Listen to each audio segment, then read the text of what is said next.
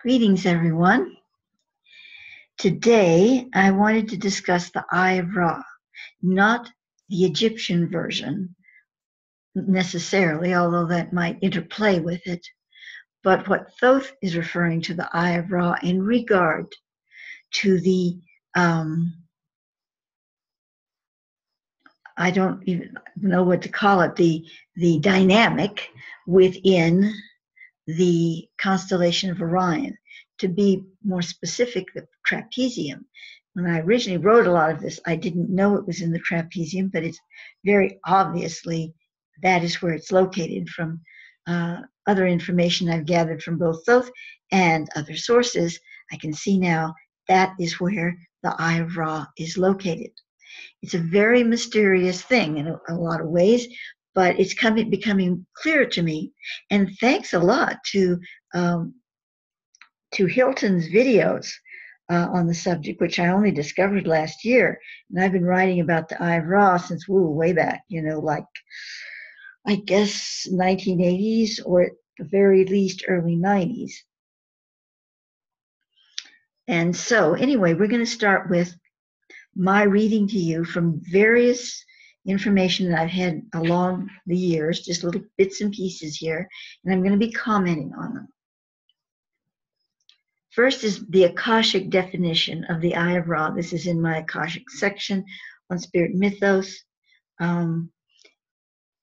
Thoth, the Eye of Ra, is the convergence point for this and many other universes. It is the threshold. The outer membrane is the actual universal grid, both half-light, orotronic, and full-light, metatronic, surrounding the Eye of Ra. So you have the Eye of Ra, but you have an outer membrane that surrounds it. Now this outer membrane contains the worlds, such as Earth, that exist in the many universes. Now, that terminology is not real clear to me because, well, I can't say it's not really clear, but I was thinking as I was looking at all of this and putting it together, well, the Eye of Ra must be the control factor for this universe, meaning our holographic experience, our holographic universe. But those states, the many universes. So obviously it's connected to more than just our holographic universe. So I had a question at one point, in some information I wrote in the question was, what is the nature of the rhombic geometric of the Eye of Ra? In those states, what you're asking is a complex study. Very simply, and we stress this is a very simple definition. Its function is an enfolding of time apertures along the event horizon. The latter, which is very simply defined as the moment time and space identify one another's reality and create from that reality reference points or sequences. That's the event horizon. So let's go back a little bit here because this gets getting kind of complicated. So the Eye of Ra is its function. I'm asking about the rhombic geometric of the Eye of Ra. Its function is an enfolding of time apertures along the event horizon.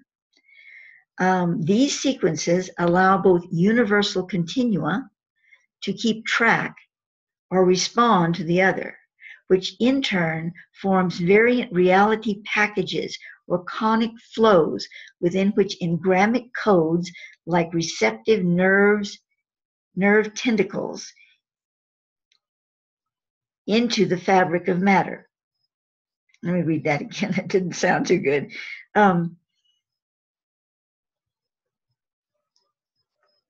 It's a long sentence too. Let's start over.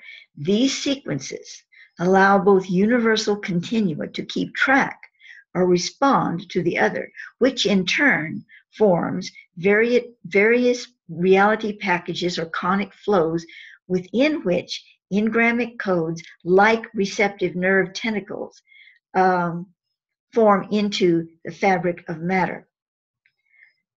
Matter being formed through the intensifying of these identity referencing sequences.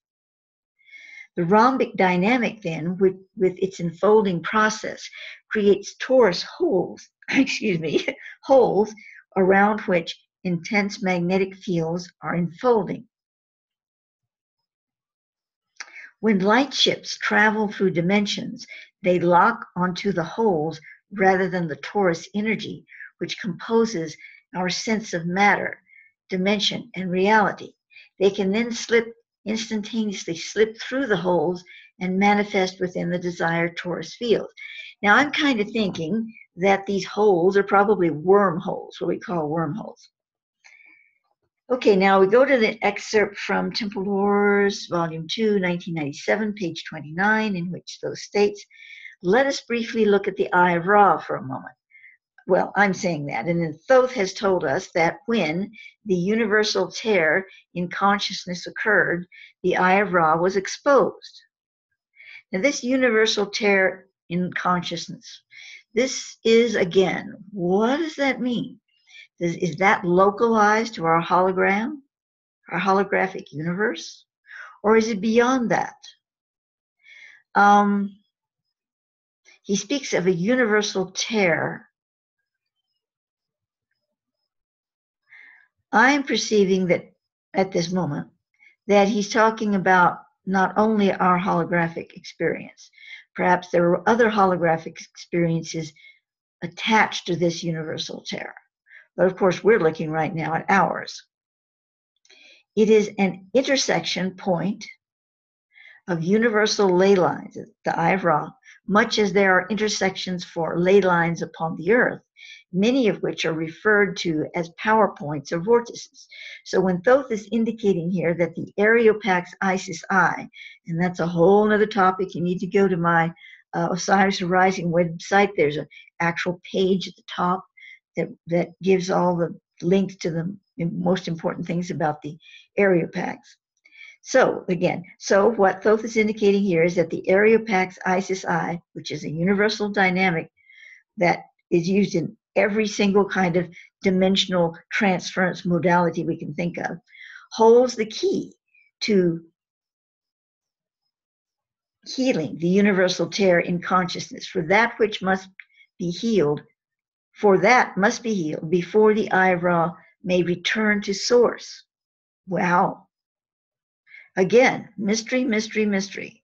I don't have all the answers, folks. It's not like I can just get anything I want from the streaming. I can get a lot in my little world of vocabulary. I term it a lot. It's probably just a little teeny, teeny, tiny fraction, but it seems a lot to me. But I can't unravel every single mystery he talks about. At least I haven't been able to now. Sometimes it takes years, and all of a sudden, wow, I understand that one because I got all these other pieces.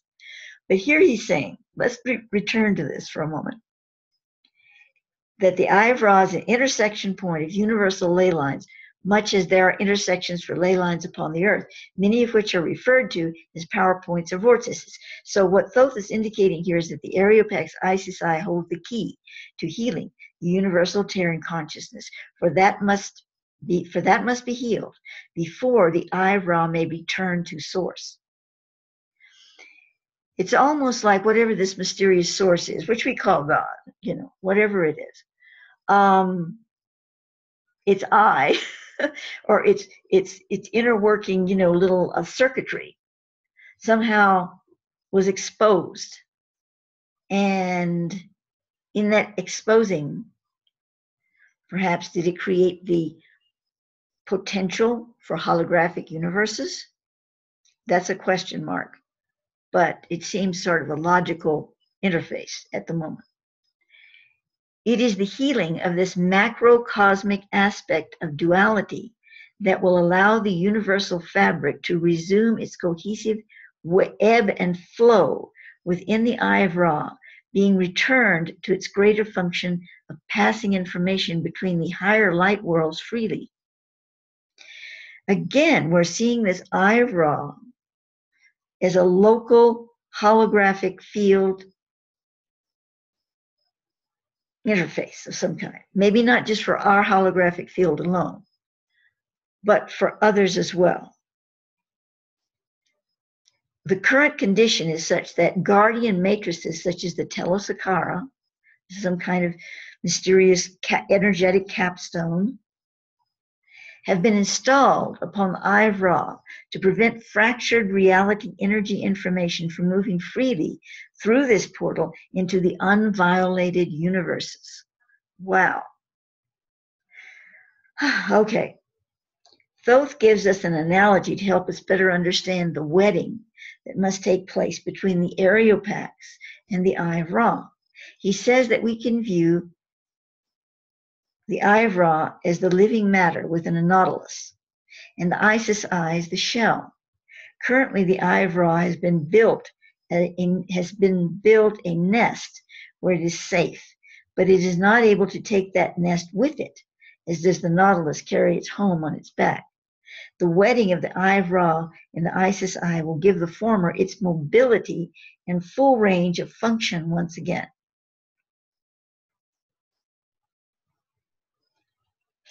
The telosakara is a repository of light mathematic harmonics for hierarchical plan of Earth and its cosmic reality, which is positioned on the teleplane linking various realities related to Earth's scroll or spiritual timeline progression. It forms synergic connections between various key energy points on the Earth. Okay, Thoth is telling me to, well, first of all, let me get back to this. Remember, the telosakara is the capstone over the universal tear exposing the Eye of Ra. That we need to look at the Eye of Ra in a quantum field. I'm trying to place it somewhere. I'm trying to think, well, it's ours, it's theirs. Is it part of the source? Is it part of our experiential holograph? Is it part of several experiential holographs? Because obviously something happened to it that, disturbed it. And so it's not in its perfected state. So it can't be for all universes. And yet it seems to be a dynamic that comes right out of source. So I'm, confused. And so Thoth is saying to me, think of it as a quantum reality.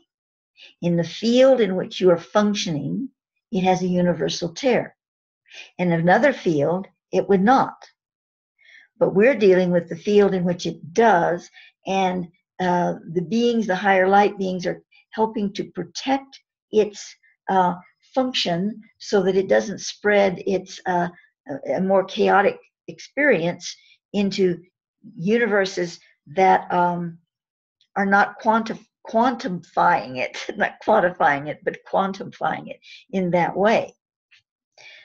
So that's kind of what he's telling me at the moment, that, helps us to understand it. It's all pretty, out there. Now we're going to go back to the Areopax for a moment. Of course, I have a lot on this, and I've talked a lot on this, but because it seems to be so important with Eye of Ra, I've gone back to an excerpt from Numis Om, Eye of Metatron, Volume 4, 2007. That's just Eye of Metatron is just the name of that publication that I had, that online publication.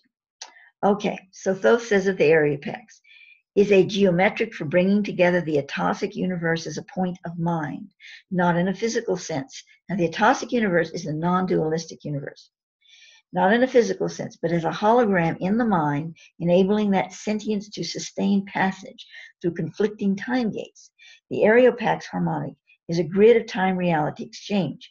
Once activated, the grid allows the passage between multi-layered time fields without distortion. There are 16 reference nodes, these points of synapse, which create a referral of information through the grid. There are 6 matrices in which to create virtual reality fields, and the rhombic spinning field in the center. This spinning field is the time tunnel, or vehicle for movement within the entire process. The parallel bar is the core accelerator, charging, discharging, and maintaining the energy separation between realities. Without the core accelerator, all interacting realities would become enmeshed in one another, something like wadding bundles of chewing gum together and then trying to separate them. Now I say, when the Isis Eye Areopax is activated through human intelligence and spiritual rapport with its dynamic or maybe Thoth is saying this, focus through the earth. According to Thoth, those participating, quote, form a spinning wheel of emerald light around us. From this wheel, we see the Areopax arise, each of its 16 points fiery yods from the book of life. The 6 fields within the boundaries of the points are quickened as windows of crystal containing the libraries of all earth dimension. We set this living Merkaba of the Areopax upon the land. Because I have this program where I'm asking people to install Areopaxes at certain sacred points of the earth. And I don't really know if anybody's doing that or not. Well, I can't say that. A few people have. I would really like to see this as a true program. But, I just can't do all these things. I say, this is a good program to do. This is a good program. If someone were to step up and say, okay, I will undertake managing and, directing and networking this program, that would be great. But so far that hasn't happened. So I'm just saying that there is a program of that nature that Thoth has put forth, and some people have worked with it.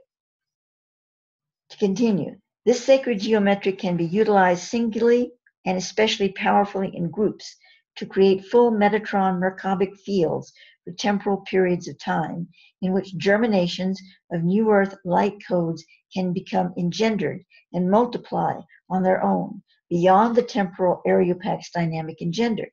This then takes our humanity a giant step further in becoming the Elohim of our own created new earth. Once we get in touch with this reality through various forms of being and expression, all relating what is here being called the Areopax dynamic, we need no assistance from angelic or ascended beings to accomplish our own regenesis, for we will know, indeed experience, that they and us are one.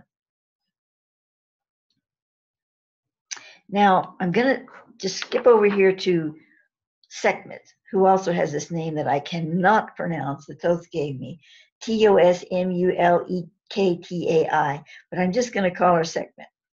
And I want to do a whole thing on Sekhmet, so that you'll probably hear this little paragraph again, but it relates to the Eye of Ra, so I'm going to read it.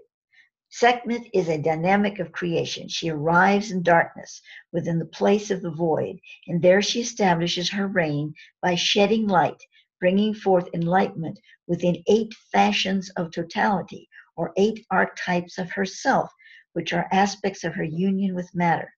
These 8 aspects, then, are her points of interaction with the sacred seed inside the profane. These 8 forms are born of the Eye of Ra, as it upholds the most holy temple of sacrament. The Eye of Ra is this passage the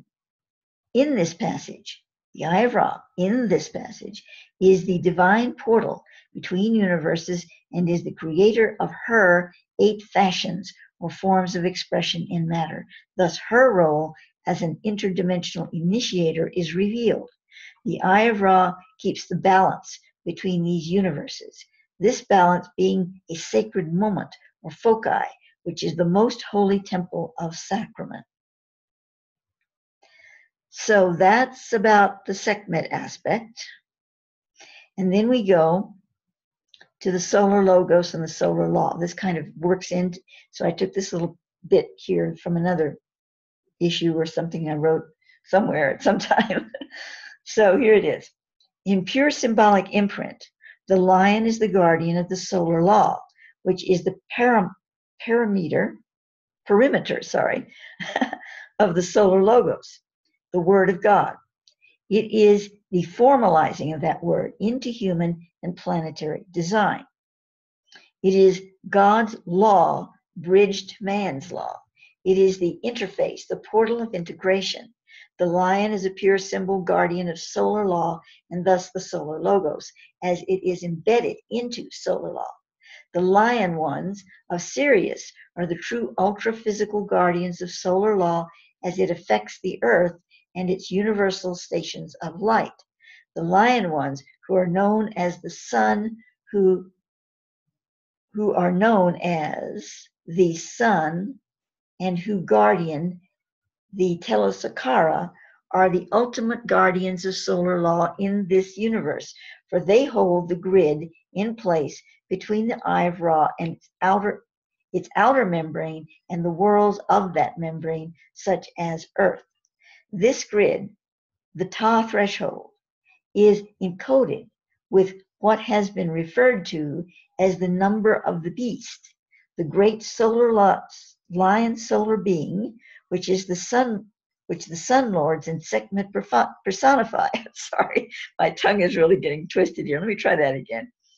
This grid, the Ta threshold, is encoded with what has been referred to as the number of the beast, the great lion solar being, which the sun lords and Sekhmet personify. This is the 666, which is at the heart of the lion, that is at its centermost mystery. Now see, Thoth doesn't see 666 as anything bad. However, if you look at 666 as something, the power of the solar beast, that might be corrupted in someone's heart center, well, then you might have a problem. But as the true solar logos representation in solar law, embedded in solar law, it is a powerful, powerful sword of truth. Thoth tells us that the difference between solar law and the solar logos is that the solar logos is the word or the seal, the divine imprint of godly authority given unto the soul. Solar law is the workings or the dictates of that authority.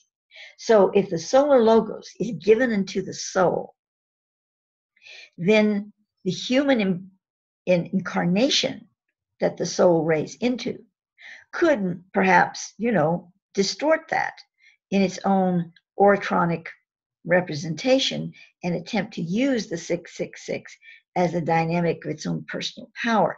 However, that would not last for long, because these things tend to be adjusted very quickly when you're trying to, manipulate a solar code. Ooh, that would not be good karma. Okay. All worlds in this universe have realities in both the undescended full light of Metatron and the descended half-light of the Oratron. All worlds in this universe have realities in both. That's a pretty big statement there, guys. In the full light Metatronic spectrum, the constellation of Orion is the guardian of the gate, or the universal portal of return to the full light universe. The beings from the full light matrix of the Orion star system act as a touchstone for light redemption. That is, in the return of the divine codes of evolutionized intelligence to the source.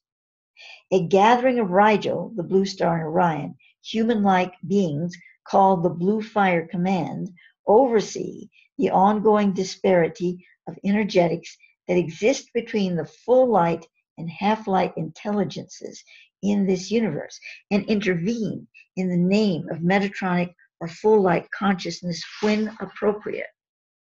Now, we could say, well, gee, the Orion, the constellation of Orion, and specifically the Orion Nebula, where the trapezium is, where the Eye of Ra is, and all this is just one little speck in this giant universe that goes on and on and on. But you see, that's the way we're seeing things. We depict, our brains say, oh, well, there's all these star systems. So that means that it goes on forever. So we can't say that this one little star system is the kingpin of the whole thing. But we're looking at space. You see, we determine grandeur by space. We determine infinity by space. And space is only a certain part of our holographic understanding. It's just a tool. It's a closet where we put things in. We can have a big closet, we can have a little closet, but that's all according to our perception of dimension, space, all of that sort of thing. So we have to really just wipe all that off the table and go purely into quantum mechanics, true quantum mechanics, beyond anything these scientists on Earth understand now, even the best brains, which are close to it, and certainly not me. I'm not saying that I understand it, but the point is that we have to look at it beyond space, beyond time, beyond dimension. And if we could just even conceptualize that there is such a thing, then we could place Orion and its nebula at the center of our earthly situation in universal continuum. Okay, I think I sort of explained that, but I'm not even sure because I can't remember what I started with. So we have a little more here. Just a second. I think we do. Or maybe not. No, that's actually ends that. But now I have a little bit more to say. Just to pause for a moment here. I have a Wilton video that I'm placed below this one. And I love his work and really, really love his work. As I said, I only found him, like, I think it was last year. Maybe time flies. It may have been 2 years ago. And the reason I love it is because it correlates and validates so much of my work. So it's hardly a subjective thing. I mean, an objective thing is more subjective because, you know, I like it because it validates what I've been writing for 50 years.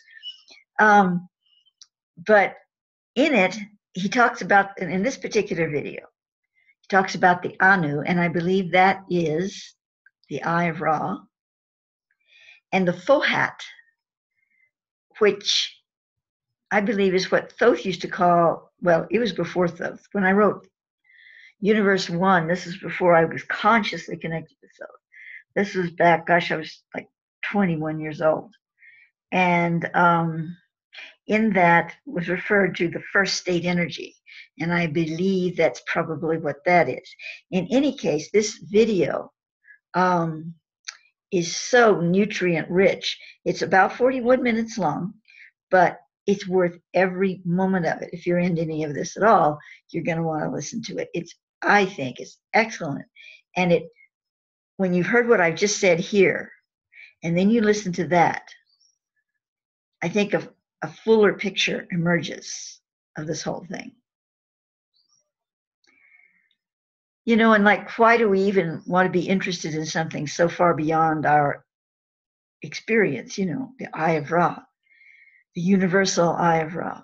Well, you know, all these things affect us if they are real, if this is indeed an actuality. And I can't prove it, and I can't even prove it to myself.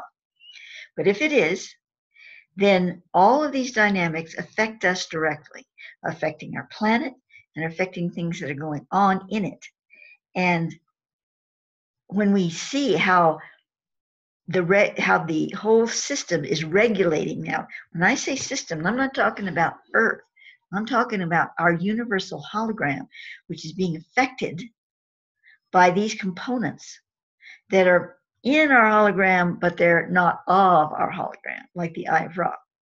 The Eye of Ra is not of the hologram, but it is peeking through in it, and in its peek through, it is has become inhibited to some degree by this universal tear. That's a whole nother topic about the universal tear, just as mysterious as the Eye of Ra, and I'll probably do something on that later. But we apparently have this tear in our universe, in many universes. So what I'm trying to say is that all of these things affect us directly. They affect our very heartbeat, affect everything about us. So even if we can't understand all this stuff, you know, the language is so complex. My hope is that when I read it to you, you feel it. You feel it in your bones. You feel it in your tissues. It registers somewhere. So don't try to think, now, what did she mean by this? Or what did Thoth mean by that? It's like, well, yeah, you can ask questions, of course, but, you know, don't get too wrapped up in that. I've learned this from my own experience. Feel it. And when you feel it and you take it in, that's when the magic starts happening. You start understanding it on a higher level than words can impart to you, because we have our languages impair our ability to understand things, because we've gotten away from the first language of mankind, which was derived from the brain impulses of the brain. It was pure brain impulse. And that's where we formed these languages, which every time we said something, even though we were talking about the same thing, it would come out differently because we were at a different moment in time. But other people could understand that. And they understood it completely, down to every fiber of the experience. So, and I'm going to get into that more soon, because I'm going to be doing one on the light languages. And I think that's up next, as a matter of fact, that I really want to do. So anyway, this one, though, we're back to our subject. This is why these things are important. And the Eye of Ra is a big, big part of all of that. So I hope you will take some time, and even if you have to listen to it in little pieces, listen to Danny Wilton, is that his name? His video on the, let's see what he's calling it here. Yes, the black hole sun, S-O-N. So everyone, thank you for listening. I don't think I have anything more to say in this particular video. And happy Star Trails.